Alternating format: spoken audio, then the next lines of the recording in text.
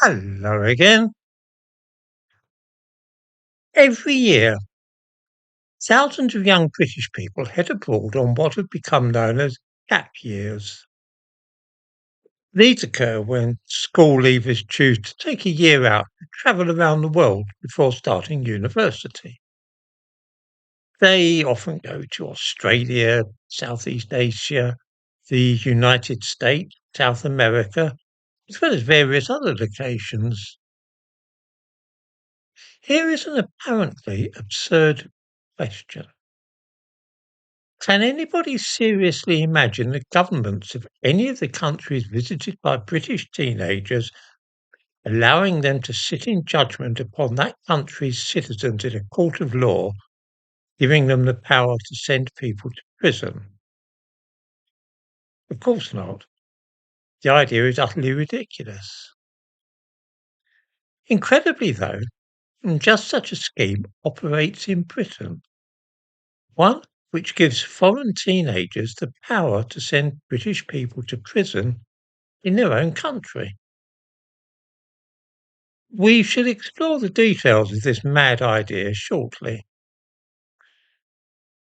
It is enough for now to observe that it has been initiated as part of the ceaseless modern quest in this country for diversity and inclusion. All viewers will, of course, be aware of the trend for both commercial companies and public bodies such as the police force and fire brigade to announce that they hope to make their enterprises more diverse and inclusive. Popular phrase used in connection with this endeavour is that the intention is to reflect the community which we serve. On the face of it, this sounds a worthy enough aspiration, but a little closer examination soon reveals that a flaw in logic lies at the heart of such declarations. Such efforts are commonly known as category errors. Perhaps a little explanation might not come amiss. Some qualities and ways of behaving are unreservedly good and desirable, and their endorsement needs no justification. For instance, if I say that the company for which I work is in favour of more kindness and compassion in the workplace and will try to increase such things, that is so obviously a worthwhile aim that we are all able to endorse it without hesitation. Other courses of action, though, might be good or bad. We don't know until further explanation is forthcoming. Take the case of an organisation that announces redundancies. This might be a good thing for the company if it makes it leaner and more able to survive. But if it is just to increase the wealth of the managing director, then these redundancies are a bad thing. We can't say until we have more information. So it is that diversity and inclusion are presented as though they were in the first of the categories in the previous paragraph, that is to say, an unqualified good. Of course, it is in fact the case that this is not at once apparent, and so they should rather be placed in the second category, that of things which might be good or bad, and about which we need further information before we can come to a decision. In short, this is a category error. Diversity and inclusion being presented as a good thing when really we cannot tell if this is so without knowing more about these specific circumstances. All this brings us back to the idea of foreign teenagers in Britain being given the power to send British citizens to prison. This scheme is actually in operation, and it too is being justified on the grounds of diversity and inclusion. 3 years ago, a press release was issued by the Ministry of Justice and His Majesty's Courts and Tribunal Service, which was headed Magistrate Recruitment Campaign Launch. And it explains that people from all walks of life are being urged to become magistrates in an unprecedented recruitment drive. I give a link to this in the description to this video. It appeared that 4,000 magistrates were needed, and the aim was to recruit them from a far wider pool than just the middle-aged, middle-class people. The press release described what kind of people were being sought. From teachers to bricklayers to stay-at-home mums, and any individuals who can display reason and sound judgment. Then came those fatal words, a commitment to make the magistracy more representative of the communities it serves. This was followed by a rather surprising statement.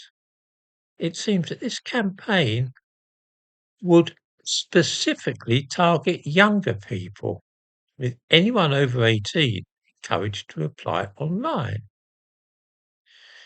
It is probably fair to assume that very few viewers were aware that anybody would think it a wise or prudent move to give teenagers the power to send anybody to prison. But perhaps this is merely theoretical. It may be possible for a teenager to sit in this capacity, but surely it does not really happen.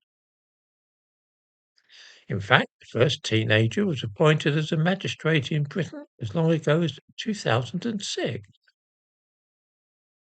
Many of us might think that when such a serious matter as the administration of justice is being considered, particularly with all the consequences which might ensue from a criminal conviction, from being unable to work with children to spending time in prison, that mature adults with some experience of the world would be needed. This is the case in many countries, and until recently it was also the case in Britain. In the same way, some professions might better equip a person for being able to judge an individual accused of wrongdoing. In Ghana, for instance, prospective magistrates are required to have a law degree. Surely a middle-aged teacher or solicitor would be a better person for such a responsibility than an 18-year-old bricklayer. At the very least, one would expect those who are chosen to be magistrates to be citizens of this country. But no, not a bit of it. Looking at the Lord Chancellor's directions on who may or may not be a magistrate, we find that British nationality is not a requirement. Those becoming magistrates might be required to take an oath of allegiance to the Crown, but anybody of any nationality may be appointed as a magistrate from their 18th birthday onwards. There is no mention of fluency in English as a requirement. I'm inclined to think that most viewers will find all this rather rummy because their common sense would tell them that somebody in the position of a magistrate, which is a very responsible post, who can send people to prison and who can have the most enormous effect on people's lives, should be an older person, should be someone with maturity, somebody with education, somebody who can speak and understand English, and what most importantly, should perhaps be British.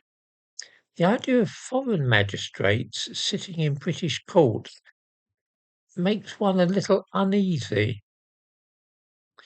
This is just one recent example, of course, of the way in which the absolute obsession with diversity and inclusion has affected even our judicial system.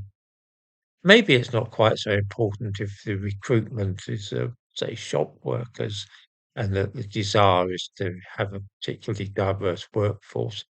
But when we're talking about the judiciary, when we're talking about people with the power to send British subjects to prison, most of us think that perhaps diversity is less important than some other qualities. As I say, maturity, education, and, well, being British. I wonder what viewers make of all this. More particularly, I wonder how many of them knew about it. As usual, in the description to this video, I give links to the things about which I've been talking.